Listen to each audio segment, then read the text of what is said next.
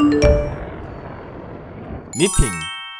넷플릭스는 1997년 DVD 대여점으로 시작해 2019년 매출 20조 원을 달성하는 글로벌 기업으로 성장했는데요. 현재 넷플릭스는 전세계 스트리밍 서비스를 장악함은 물론이고 기존 영화관까지 경계를 뛰어넘는 경쟁 구도를 만들어내고 있습니다. 넷플릭스의 성공 비결에는 지속적인 파괴적 혁신이 있었다고 하는데요. 파괴적 혁신은 새로운 시장을 창출하기 때문에 기존 시장의 판을 뒤흔드는 모습으로 나타납니다. 그래서 파괴적 혁신이 뭐냐고요? 안녕하세요. 창업으로 세상을 바꾸는 니핑 캠퍼스입니다. 네, 얼마 전 출판된 넷플릭스 인사이트에서 소개된 내용으로 그 실마리를 찾아보도록 하겠습니다. 넷플릭스는 비디오 콘텐츠를 담는 매체로 기존 비디오 테이프 대신 DVD를 선택했습니다. 또한 당시에는 흔치 않았던 온라인 주문 시스템을 구축하고 배송 서비스를 제공했는데요. 이로써 이용자는 매장에 방문할 필요 없이 원하는 영화를 편리하게 볼 수 있게 됩니다. 처음에 고객들은 온라인 대여 방식을 매우 낯설어했는데요. 이 문제는 넷플릭스뿐만 아니라 온라인 쇼핑이 막 시작되던 때 온라인으로 제품을 구입하려면 품질과 결제에 대한 막연한 두려움이 있었던 걸 기억하실 겁니다. 사람이라면 누구나 새로움을 경험하고 익숙해지기까지 시간이 걸리기 마련이죠. 시간이 지나면서 고객들은 점차 DVD와 온라인 주문 방식에 익숙해졌고 높은 품질과 편의성으로 인해 넷플릭스의 이용자는 빠르게 확대됩니다. 당시 시장을 지배하고 있었던 블록버스터, 월마트를 비롯한 경쟁자들은 6년이 지난 후 넷플릭스의 비즈니스 모델을 모방해 경쟁하려고 했는데요. 하지만 시장 선점 효과를 누리며 급성장하고 있는 넷플릭스의 기세를 꺾지는 못했습니다.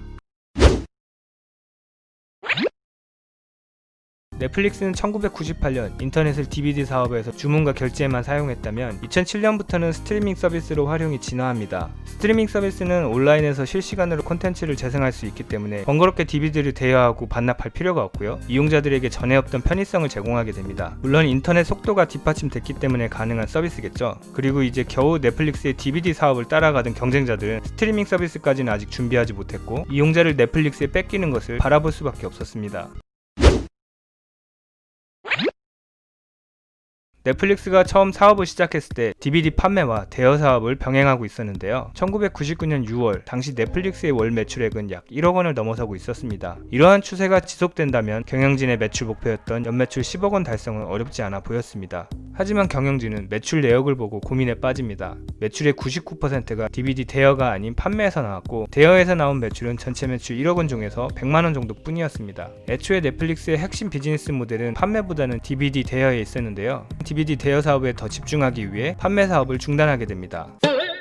아무리 선택과 집중이 중요하다고 해도 어떻게 매출의 99%나 차지하는 사업을 접을 수 있었냐고요? 넷플릭스의 공동 창업자 마크 랜돌프는 자신의 책에서 당시 결정에 대해 이렇게 이야기합니다. 우린 집중해야 합니다. 집중만이 기업가가 가진 비밀 무기입니다. DVD 판매가 폭발적이고 대여 수익이 하락하더라도 과거에 잘 나가던 부분이라도 우린 미래를 위해 기꺼이 포기할 줄 알아야 합니다. 네, 멋지네요. 이걸 쿨하다고 해야 되나요? 아님 배가 불러 기업을 운영하는 데 있어서 하나의 아이디어에 집중하는 것이 필수적이라는 경영진의 굳은 믿음은 2000년 새로운 방식을 도입하는 데도 똑같이 적용됐는데요. 넷플릭스는 당시에 생소했던 구독 방식을 선택하게 됩니다. 이용자가 월 2만원의 정기 이용료를 지불하면 매월 3장의 DVD를 연체료 없이 배송받는 방식입니다. 이용자가 반납을 했을 때 다음 DVD가 배송되는 시스템이었는데요. 만약 고객이 기존 DVD를 반납하지 않아도 구독료는 매월 지불하기 때문에 연체료를 받을 필요가 없어진 거죠.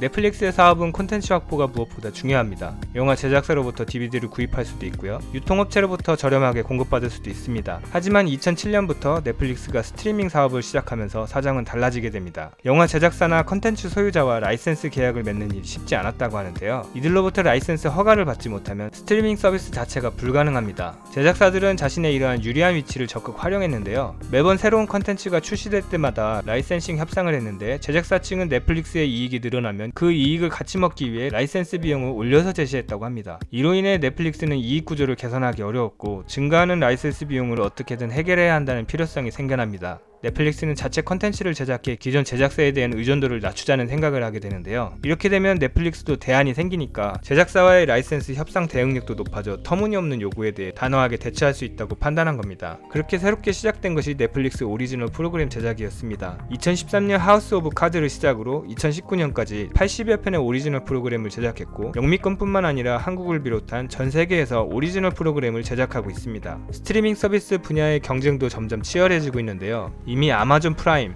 디즈니 플러스, 애플 TV, HBO 맥스 등 거대 기업들이 시장에 진입해 있고 앞으로도 다수의 경쟁 업체들이 생겨날 예정이라고 합니다. 새롭게 스트리밍 서비스에 진입한 디즈니는 넷플릭스에 공급했던 자신들의 컨텐츠를 가져와 디즈니 플러스에만 공급하기로 했다고 하는데요. 영향력 있는 자신만의 컨텐츠를 가져가는 것이 앞으로의 경쟁의 핵심이 되는 거죠. 기존 넷플릭스의 방대한 컨텐츠 라이브러리로만은 조만간 한계를 드러내게 되는 겁니다. 이에 따라 넷플릭스는 이미 오리지널 컨텐츠 제작과 홍보에 더 많은 투자를 하고 있고 앞으로 그 범위를 확대할 예정이라고 합니다.